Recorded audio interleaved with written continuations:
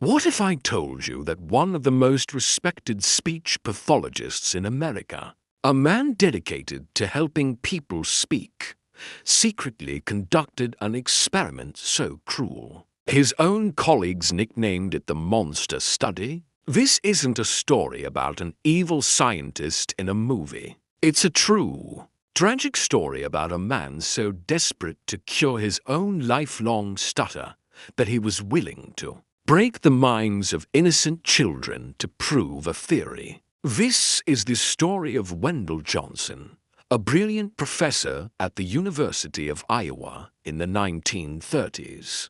But beneath the academic accolades was a man tormented. Johnson was a severe stutterer. His entire life, every conversation, every lecture, was a struggle against his own voice. He dedicated his career to understanding stuttering, and he developed a radical idea he called the Diagnosogenic Theory. He believed stuttering wasn't biological. It wasn't in your genes or your brain. He thought it was a learned behavior. His theory was simple. All kids hesitate when they learn to talk. They stumble over words. It's normal. But if a parent or an authority figure labels that normal fumbling as stuttering, the child becomes anxious. They start trying hard to speak perfectly, and in that fearful effort, they actually create the stutter they were trying to avoid. The diagnosis, he believed, caused the disease. It was a revolutionary idea, but to prove it, he needed to do something unthinkable. He needed to take perfectly fluent children and, by labeling and shaming them, deliberately try to make them stutter. The year is 1939. The location is the Iowa soldiers' orphans' home. This detail is critical. These weren't kids who could go home to their parents. They were wards of the state, vulnerable and without advocates. Wendell Johnson, however, wouldn't get his own hands dirty.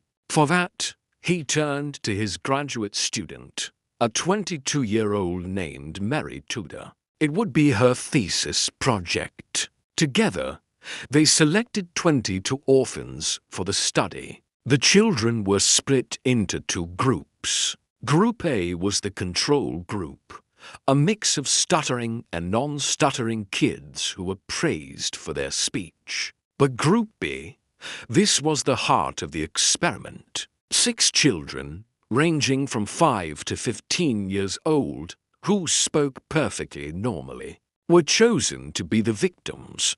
Their lives were about to be turned upside down. From January to May of 1939, Mary Tudor made regular visits to the orphanage.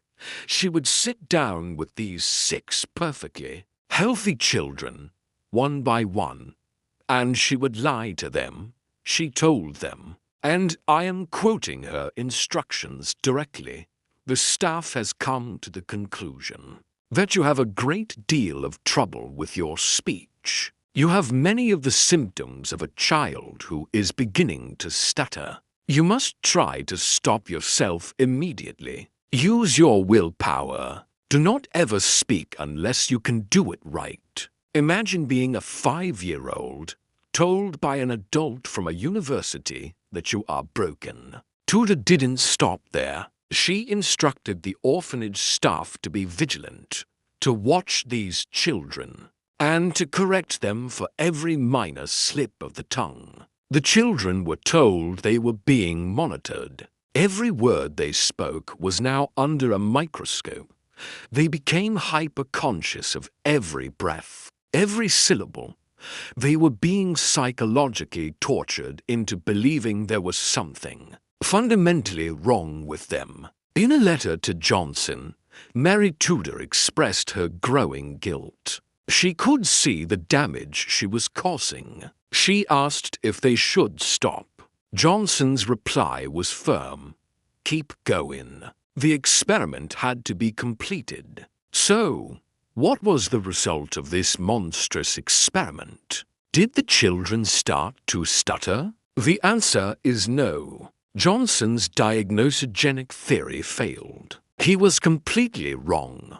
But that's not where the story ends. That's where the tragedy truly begins. While the children didn't develop a clinical stutter, their personalities were shattered. These once outgoing kids became withdrawn and anxious. They refused to speak up or recite in class. They would literally cover their mouths with their hands when asked a question, terrified of saying the wrong thing. One girl, Mary Corlesk, became so distressed that she ran away from the orphanage shortly after the study. Another, Hazel Potter, who was once talkative, became almost completely silent.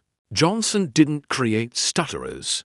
He created deep, lasting psychological scars. He manufactured social anxiety, shame, and a lifelong fear of speaking. He had broken them. Now, you might be asking, why didn't this become a national scandal? The timing is everything. It's the late 1930s and early 1940s. The world is on the brink of World War II. As news began to trickle out of Europe about the horrific medical experiments being conducted by the Nazis on prisoners, Johnson and his colleagues at the University of Iowa had a terrifying realization. If the American public found out that they were performing psychological experiments on orphans, the comparison would be immediate and devastating. They would be branded the Mengeles of speech pathology. So, they buried it. Mary Tudor's thesis was never published in a major journal. It was quietly filed away in the University of Iowa library, where it collected dust for decades. It was Johnson's own peers, horrified by what he had done, who privately gave it the name that would stick forever, the monster study. For over 60 years, the story remained a dark secret, known only to a handful of academics. That is, until 2001, when an investigative reporter at the San Jose Mercury News uncovered the dusty thesis and blew the story wide open. The world finally learned what had happened to those children. The surviving orphans, now elderly, were tracked down. For the first time, they understood that their lifelong feelings of shame and inadequacy weren't their fault. They were the result of a calculated experiment. They decided to fight back. They filed a lawsuit against the University of Iowa and the state of Iowa for the lifelong trauma they had endured. Finally, in 2007, nearly 70 years after the experiment, the state settled with the 6 survivors for $925,000. But no amount of money could undo the damage. In interviews, they spoke of how the study had ruined their lives. They had spent their entire existence believing they had a speech defect that never existed in the first place. A phantom flaw manufactured by a man obsessed with his own. The ultimate tragedy of the monster study isn't just the abuse. It's the fact that it was all for nothing. The entire premise was wrong. We know today that stuttering is largely a neurological and genetic condition. It's a difference in how the brain processes speech, not a learned behavior born from anxiety. These children were psychologically dismantled to prove a theory that was scientifically impossible from the start. This story serves as a chilling reminder of what can happen when ambition and theory are valued more than human dignity. It is a lesson written in the silence of children who were taught to be afraid of their own voices. Thank you for watching. If this story moved you, Please consider subscribing for more deep dives into the hidden corners of history.